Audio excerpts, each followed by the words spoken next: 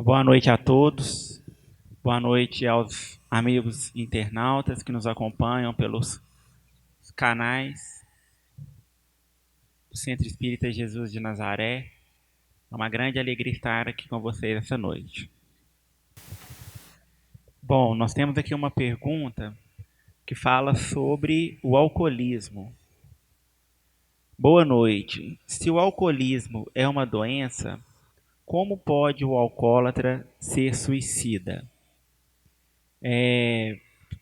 Quem já leu ou já assistiu o filme, né, Nosso Lar, vai se lembrar da passagem em que o André Luiz, logo após ele ser resgatado, ele é levado para a enfermaria, para o quarto onde ele seria tratado, e recebendo a visita ali do ministro, se eu não me engano, Clarencio, num diálogo entre o Clarencio e o Lívias, o Clarencio fala que André Luiz ele era muito querido, né? Mas era uma lástima que ele havia chegado ao plano espiritual nas condições que ele se encontrava de suicida. E aí essa cena no filme ela fica assim bem nítida para a gente poder entender que a maioria de nós às vezes cometemos suicídios que são inconscientes, porque o próprio André Luiz ele se revolta com aquela afirmativa e começa a ficar nervoso ali, falando que ele não havia suicidado, né? Que ele tinha morrido, desencarnado, né? Por causa de uma doença que ele havia desenvolvido ao longo da sua vida. E aí o ministro ele dá toda uma explicação que o André Luiz ele fica até sem chão, né? Ele não consegue mais nem argumentar quanto àquelas afirmativas. Que o ministro fala, de fato, são inúmeras as criaturas que atravessam os portais da vida desta forma, sem se dar conta que os excessos, né? Ele fala dos excessos. Aí ele vem colocar do álcool e de várias outras situações acabam consumindo uma energia muito maior do corpo.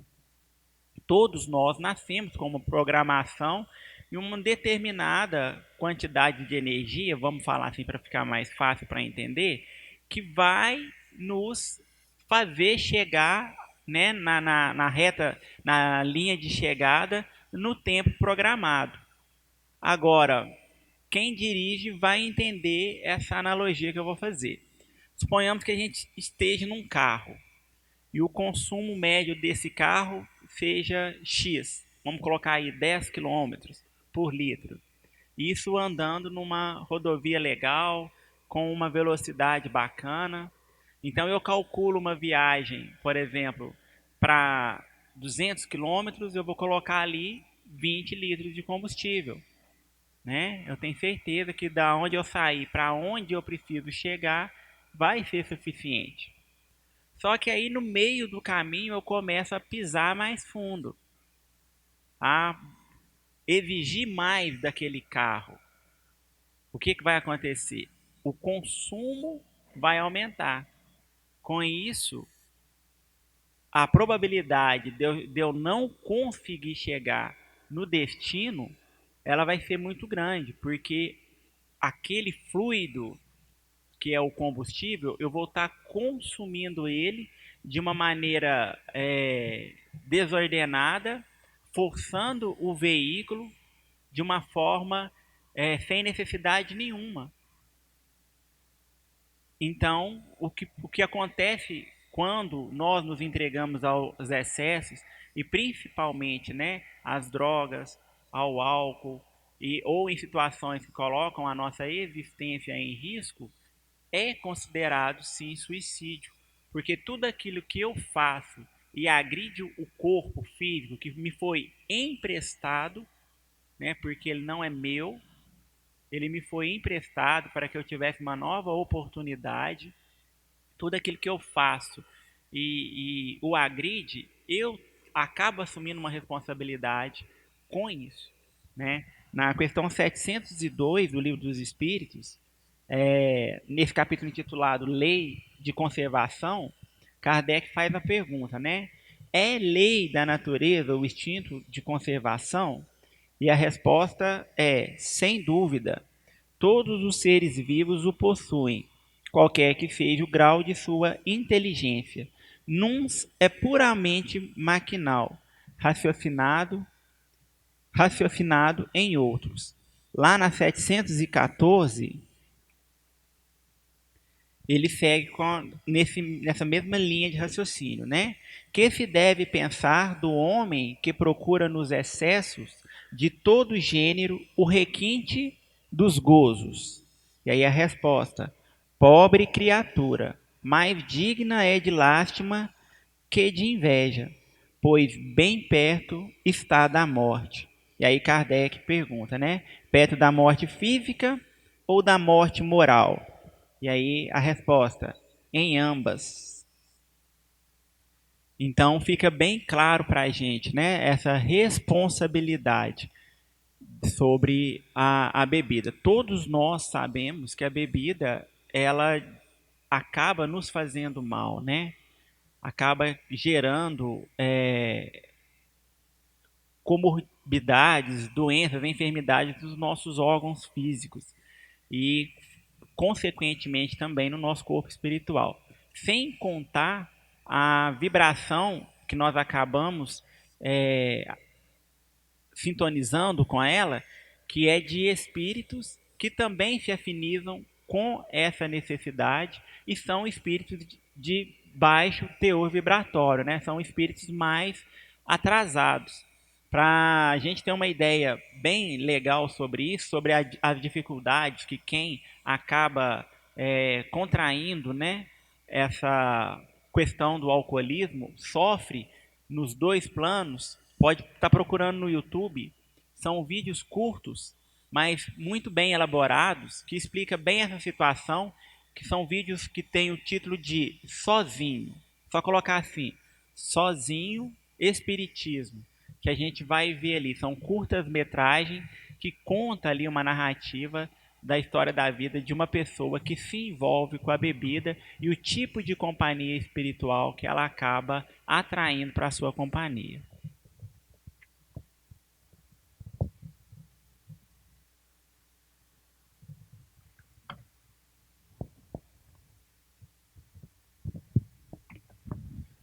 Boa noite a todos.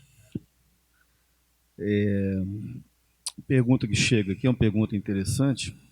Aquelas pessoas que não nascem médiums conseguem desenvolver a mediunidade através dos estudos a ponto de trabalhar na causa espírita? Bom, é uma pergunta muito interessante e, segundo Allan Kardec, todos somos mais ou menos médiums, né? E parece meio vago, né? Como assim, mais ou menos médios? Porque, na verdade, todos nós temos uma capacidade extrasensorial, né? Só que tem uns que têm essa capacidade extrasensorial mais aberta, digamos assim, mais aprimorada, e outros não têm. Então, as pessoas que têm essa capacidade sensorial, né, essa percepção extrasensorial mais desenvolvida, são aquelas pessoas que nós chamamos de médiuns ostensivos. Como a palavra diz, né? Ostensivo, ou seja, são pessoas que estão ostensivamente mais ligadas ao plano espiritual. E pelo que a gente aprendeu e aprende através da doutrina espírita, os médiuns ostensivos são, na verdade, os missionários, né? Não na acepção comum do termo, missionários no sentido de que é uma missão de resgate, né? Eu vou ler para vocês daqui a pouco, vocês vão entender isso. Mas para isso acontecer, para ser uma missão, existe um preparo. E esse preparo ele está no corpo físico. O médium ostensivo, ele tem questões de natureza cognitivas e sensoriais mais apuradas, mais desenvolvidas, do ponto de vista físico.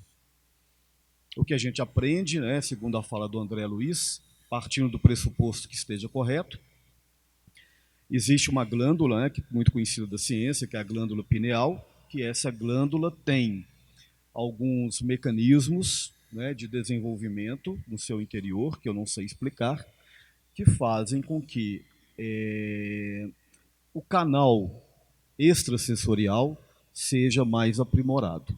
Então, os médiums ostensivos, quando eles vêm do mundo espiritual para o mundo físico, né, lembrando que sempre no processo de reencarnação, o espírito ele dá um acabamento ao corpo físico, apesar das questões de natureza genética, o espírito imprime certas naturezas no corpo, e uma delas é para facilitar o desenvolvimento da mediunidade, que tem uma estrutura física um pouco diferente daqueles que não são médiuns ostensivos. Então, quando a pessoa vem com essa capacidade mediúnica ostensiva, é muito mais fácil para ela canalizar a comunicação com o mundo espiritual, de diversas formas, né? Alguns têm umas atribuições diferentes. Por exemplo, médium psicofônico, médium vidente, médium sensitivo, médium psicofônico, psicográfico, escrevente, enfim. São várias faculdades medianímicas. Agora, aqueles que não são médiuns ostensivos, eles têm a condição também de ser médiuns no sentido do dia a dia, através da sensibilidade, através da intuição, mas para trabalhar efetivamente dentro de um processo mediúnico mais apurado, mais desenvolvido, essa pessoa que não é médium ostensivo não vai ter condições de fazer isso. Ou se vai, ela tem um limite da sua capacidade mediúnica, né? Ele pode participar, por exemplo, de uma reunião mediúnica como médium de sustentação, através da sustentação mental, vibratória do ambiente ali, né? Mas ele dificilmente, mesmo estudando muito, mesmo se dedicando muito, dificilmente ele vai desenvolver a capacidade ostensiva, porque, como eu já falei para vocês, ele não trouxe esse desenvolvimento, essa alteração no corpo físico, que nem sempre é uma evolução espiritual, né? A gente tem o hábito de achar, equivocadamente, principalmente as pessoas mais leigas no assunto, que médium é um ser meio que superior, né? Um sujeito diferente, um sujeito melhor, um sujeito... Não é. Não é, muito pelo contrário. Eu vou ler para vocês o que o Emmanuel fala no livro Consolador, sobre os médiuns. Ele diz assim: os médiuns, em sua generalidade, não são missionários na acepção comum do termo. São almas que fracassaram desastradamente, que construíram sobremaneira o curso das leis divinas e que resgatam, sob o peso de severos compromissos e ilimitadas responsabilidades, o passado obscuro e delituoso. O seu pretérito, muitas vezes, se encontra enodoado de graves deslizes e de erros clamorosos. Quase sempre são espíritos que tombaram dos cumes sociais pelos abusos do poder, da autoridade, da fortuna, da inteligência e que regressam ao orbe terráqueo para que se sacrificarem em favor do grande número de almas que desviaram das sendas luminosas da fé, da caridade e da virtude. São almas arrependidas que procuram arrebanhar todas as felicidades que perderam, reorganizando com sacrifícios tudo que esfacelaram nos seus instantes de criminosas arbitrariedades e de condenáveis insânias. Então, como vocês podem perceber, o médium, na acepção comum do termo, não são missionários. São pessoas que vêm resgatando débitos do passado, né? E como vocês perceberam, débitos grandes do passado. Então, a espiritualidade facilita para essas pessoas esse mecanismo da mediunidade e, para tal, ela contribui, né, na formação do corpo físico para que esse canal com o mundo espiritual se faça. Então é isso que a gente tem para falar sobre esse tema aqui.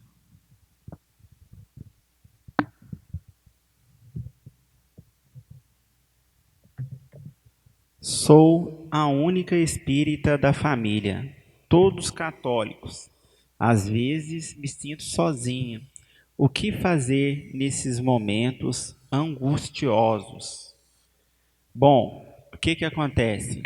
O próprio Cristo, ele nos convida a ser a diferença, uma vez que nós já estamos tendo contato com esse evangelho redivivo, que é o Espiritismo, porque ele é o Consolador prometido. Né? Eu tenho certeza que lá na época em que o Cristo caminhou na Terra, as pessoas tinham a mesma dificuldade nesse sentido, quando se diziam cristãos. Olha, na minha casa eu sou o único cristão. E naquele tempo não podia nem falar que era cristão, né? Então ainda era um pouco pior. Hoje em dia, se a gente for olhar essas questões da doutrina espírita, da aceitação da doutrina espírita, mesmo no nosso país, né, dito um país laico, a gente vai entender, vai perceber que a aceitação do espiritismo, ela se deu muito de uns 50 anos para cá, que é pouco tempo, né? 40, 50 anos. Quem assistiu aquele filme do Chico Xavier, por exemplo, ou conhece a história da vida do Chico, sabe todas as dificuldades que ele enfrentou, quanto espírita, quanto médium, durante a sua caminhada, né? As outras denominações religiosas acabavam fazendo um juízo distorcido do que era o espiritismo, e até hoje a gente ainda percebe isso, né? Tem muita gente às vezes fala do espiritismo apenas do ouvir falar, mas não de conhecer de fato. E isso acaba trazendo uma certa dificuldade para aquela pessoa que se assume de fato espírita. Mas, principalmente na última década, nos últimos anos, né, nós percebemos uma aceitação maior do espiritismo, o que não diminui nem um pouco o trabalho que nós, quanto espíritas, temos pela frente da divulgação adequada e assertiva da doutrina. Por isso que no Evangelho existem os trabalhadores da última hora, né? Aqueles trabalhadores que chegaram ali no final do dia de trabalho daquela seara e tiveram o mesmo pagamento daqueles que foram os pioneiros, né? Vamos colocar dessa forma. Aqui mesmo na nossa cidade, aquelas pessoas que são mais antigas de doutrina espírita, se a gente for sentar com elas para poder conversar, eles vão nos contar histórias que a gente fala, não, não é possível. Que hoje em dia para a gente seria inconcebível. Da intolerância religiosa, da discriminação que eles enfrentaram quando em um determinado momento na fundação das casas espíritas que nós temos hoje em dia. Agora, quanto espíritas, nós precisamos compreender qual que é o nosso papel ante a sociedade e ante também o movimento espírita, né? Porque Jesus fala que nós, e ele fala dos cristãos, né, daqueles que aceitaram a proposta do evangelho em suas vidas, somos o sal do mundo, a luz da terra. Então, para que serve o sal e para que serve a luz? O sal ele vai temperar e ele vai também fazer conservar as coisas, né? Por exemplo, quando é comum em alguns estados, em algumas regiões do nosso país, a carne salgada, né? Aquela carne banhada no sal. E aqui se deu essa cultura porque colocava-se bastante sal na carne para que ela não estragasse. Então, para que ela fosse também conservada. Então, olha que interessante, quando Jesus ele nos fala que nós somos o sal do mundo. Ou seja, nós temos aí uma responsabilidade que é dupla.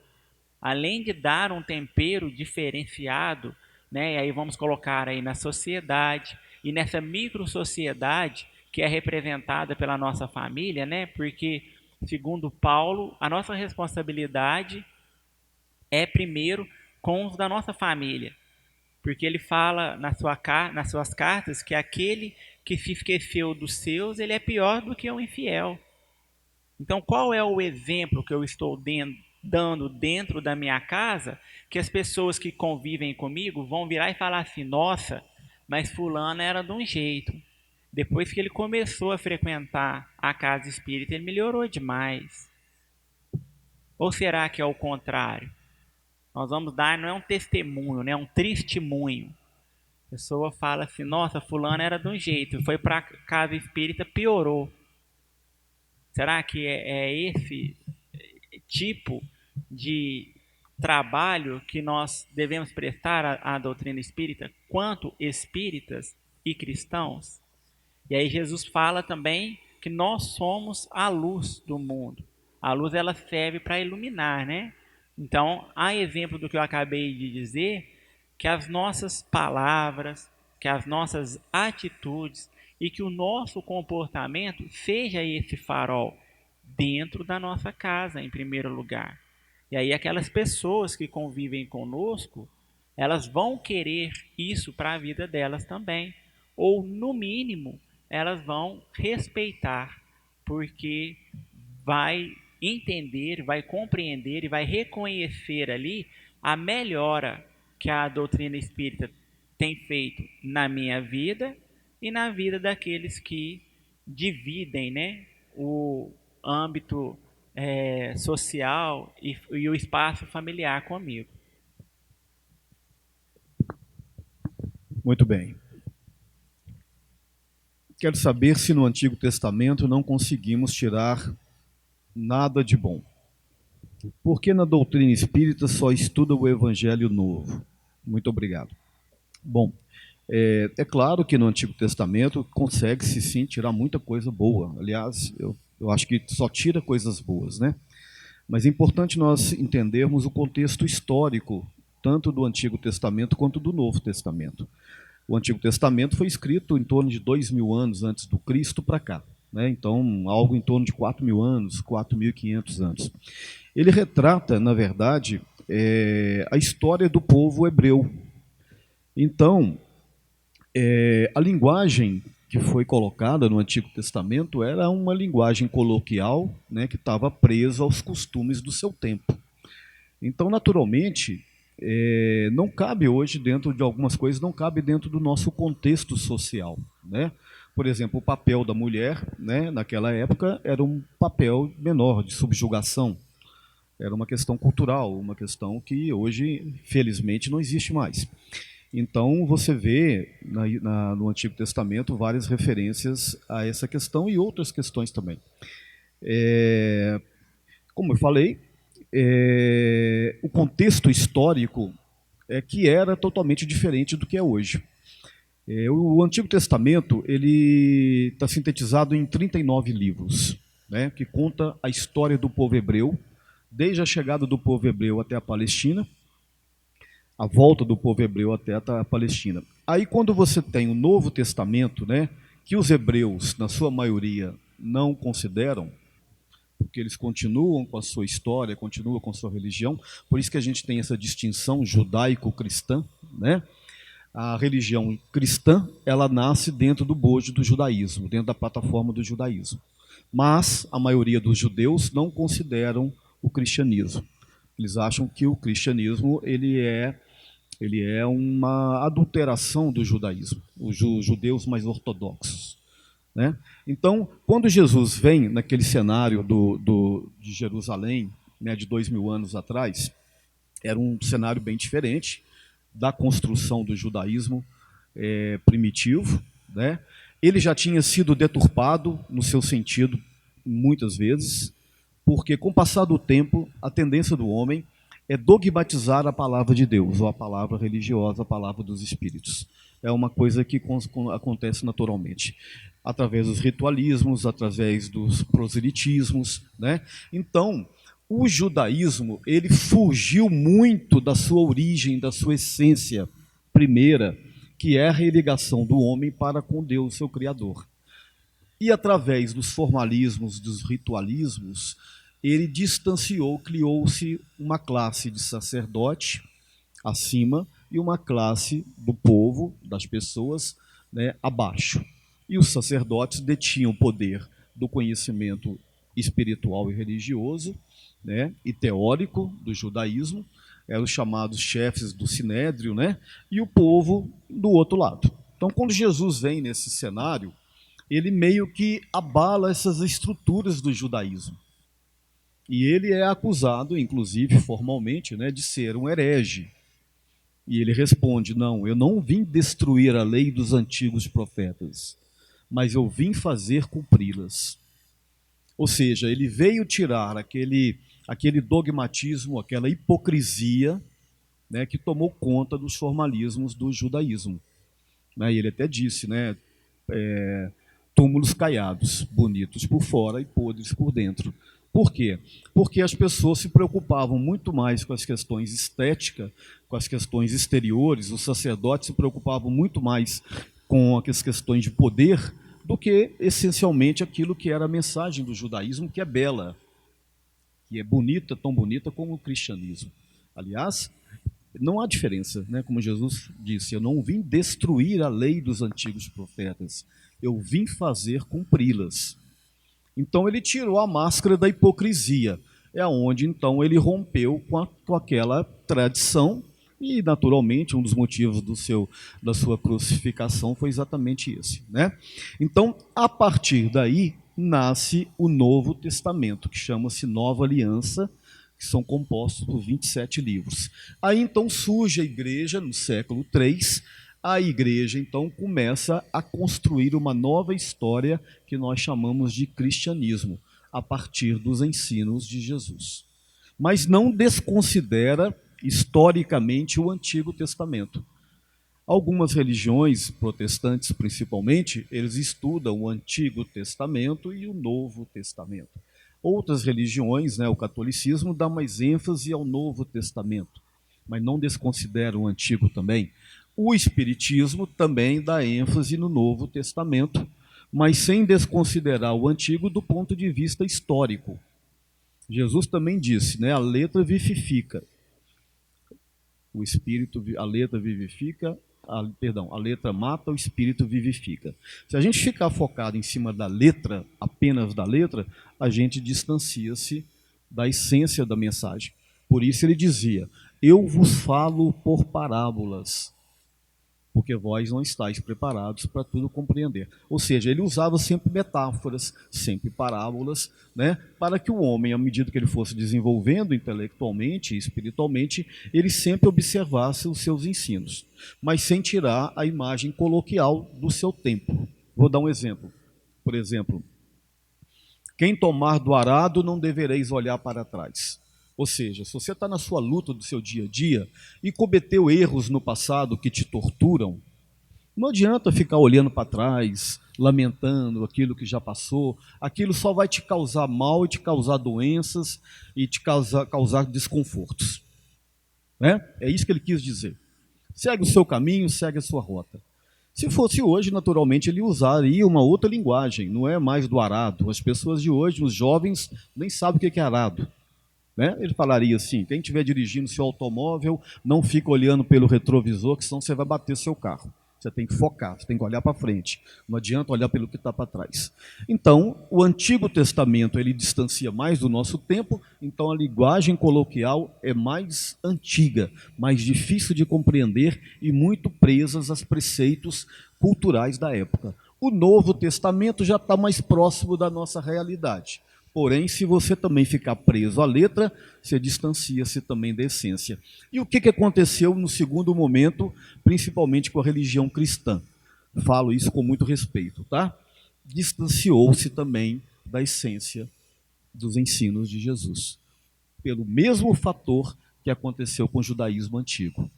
Proselitismos, ritualismos, dogmatismos e muito mais preocupado com as essências externas do que o sentido da palavra. Então, quando o Espiritismo vem através de Allan Kardec é sugerido a ele pelos espíritos a não abandonar os ensinos de Jesus, porém, preocupar-se com o fato de ir na essência dos ensinos, naquilo que realmente nos interessa, o que ele está querendo dizer para nós, e não nos preceitos dogmáticos, não nos preceitos culturais ou históricos, que muitas vezes nos tornam muito mais massa de manobra do que efetivamente pessoas críticas, né, que tentam melhorar a sua vida através das suas próprias posturas. Então é isso. A criança que tem o sono perturbado fala que vê pessoas, conversa dormindo, pode estar vendo espíritos, criança de 5 anos. Bom, pode, mas existe uma explicação para isso. Né? Não significa que a criança de 5 anos é um médium ostensivo. Né? Nem é de 7, nem é de 8, nem é de 10. A criança ela pode trazer uma mediunidade ostensiva? Pode. A criança que traz essa mediunidade ostensiva, ela deve participar de uma reunião mediúnica? Não. Ela não deve participar de uma reunião mediúnica. Né? São situações que precisam ser observadas. A criança, até mesmo o adulto, né, quando ele se percebe médium ou com alguma sensibilidade mais dilatada, o primeiro passo é frequentar a evangelização, o estudo do Evangelho e outros estudos das obras básicas da doutrina espírita, da codificação de Kardec, antes de antes de pensar em participar de uma reunião mediúnica, né, que é uma coisa séria. Para a criança, a evangelização. Para a criança, para o jovem, a evangelização. E aí depois, né, a coordenação da casa, as pessoas que acompanham essas crianças, esses jovens, num determinado momento de uma fase das suas vidas, aí sim vão ver essa questão da mediunidade. Mas como eu disse, que a criança de 5 anos, ela pode sim estar vendo, né, pode estar percebendo alguma coisa, vamos colocar assim, do outro lado, porque o próprio Emmanuel, ele nos fala, no livro Consolador também, na questão 109, ele fala o seguinte, ó, até os 7 anos de idade, o espírito reencarnado se encontra em fase de adaptação à nova vida. E por não existir uma integração perfeita entre ele e a matéria orgânica, é uma individualidade extremamente suscetível de receber as influências exteriores a fim de consolidar os princípios renovadores para trilhar um novo caminho na vida. E aí, se a gente for seguir aqui a leitura, ele vai nos elucidar que essa consolidação, né, esses liames que prendem o espírito ao corpo, eles vão se consolidar a partir dos 7 anos de idade. Então, uma criança de 5 anos, ela pode sim estar percebendo alguma coisa, né, algum amigo espiritual, ou às vezes até um parente, alguém que seja próximo daquela família e que esteja desencarnado. Quantas crianças, né, não relatam para os pais, para os responsáveis, sobre a convivência com um amigo imaginário? Não é verdade? E aí tá ali a criancinha brincando e ela dá até nome, né? Esse aqui é o fulano, esse aqui é o cicrano, esse é o beltrano. E a criancinha tá ali brincando quietinha com os brinquedinhos dela.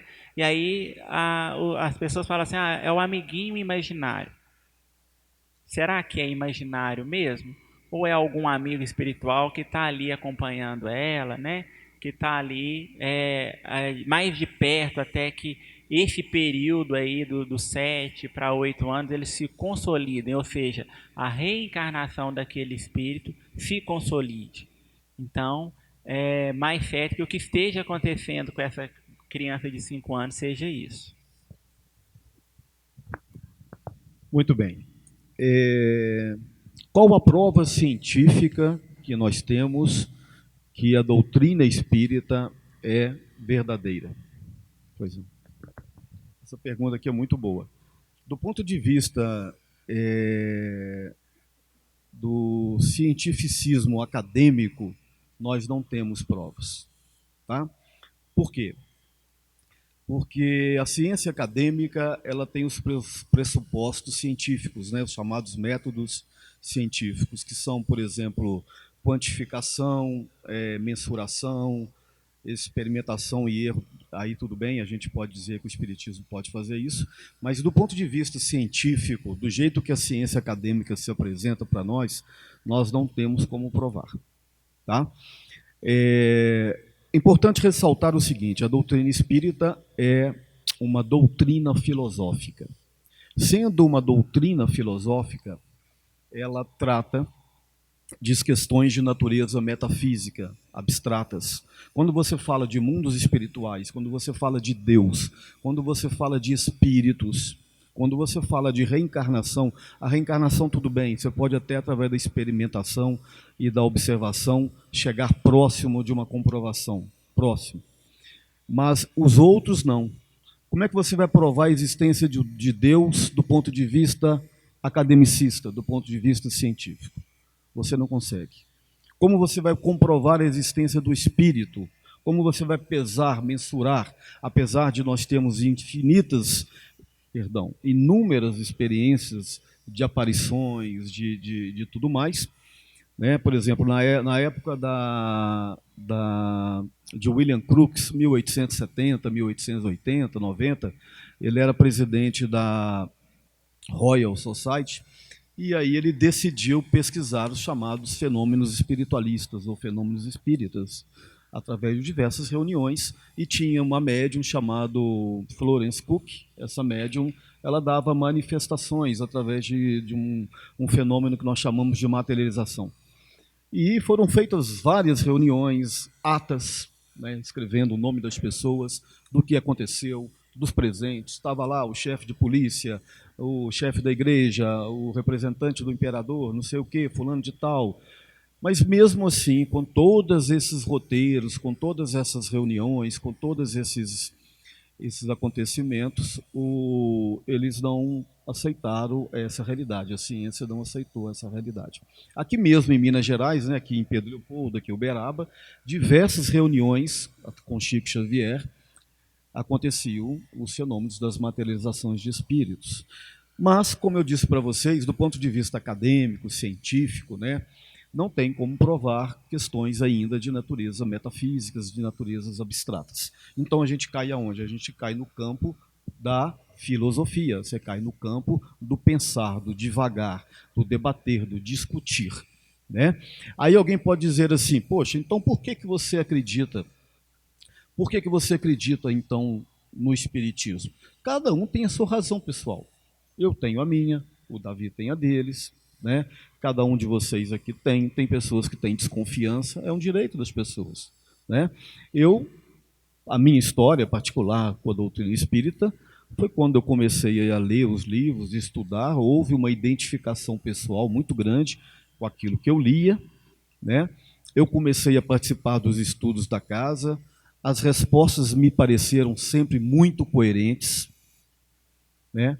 E por mais que eu estudava, mais coisa eu aprendia, mais certeza eu fui tendo da realidade espírita. Mas eu não posso falar isso com relação a outras pessoas. Outras pessoas estudaram, conheceram, mas continuam não acreditando. Cada um tem seu momento, cada um tem seu estágio.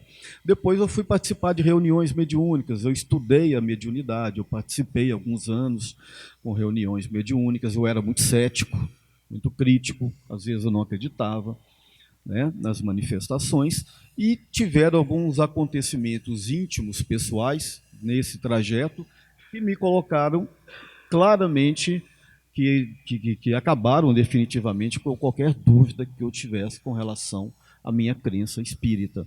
Mas nós, como espíritas, nós não temos o desejo, né, de convencer ninguém a nada da nossa realidade.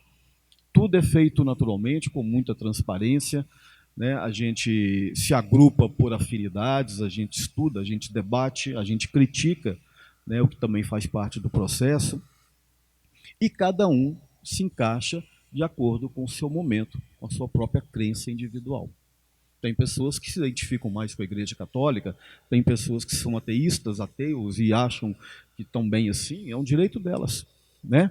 Mas volto a repetir, do ponto de vista científico, no momento que nós estamos, no estágio em que nós estamos, nós ainda não temos condições de provar a realidade espiritual, né, do jeito que a gente acredita. Então, nós acreditamos muito mais por um conjunto de teorias e de ideias filosóficas e dentro, naturalmente, de uma estrutura íntima, que é aquilo que nós chamamos de fé. Fé vem do grego, perdão, do latim, fidelis, que é acreditar. E você se acredita numa coisa a partir dos seus próprios elementos, das suas próprias conclusões, dos seus próprios sentimentos. É isso.